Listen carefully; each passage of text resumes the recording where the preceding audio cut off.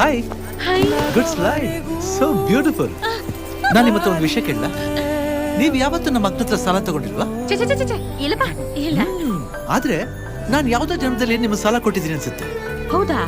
ಅದಕ್ಕೆ day by day ನಿಮ್ಮ ಮೇಲೆ ಇಂಟ್ರೆಸ್ಟ್ ಬೆಳೀತಾ ಇರೋದು. ಜಗ ಮರೆಸೋ ಅನುಸರಿಸೋ ಹೊಸತನದ ಸ್ನೇಹಿತೆ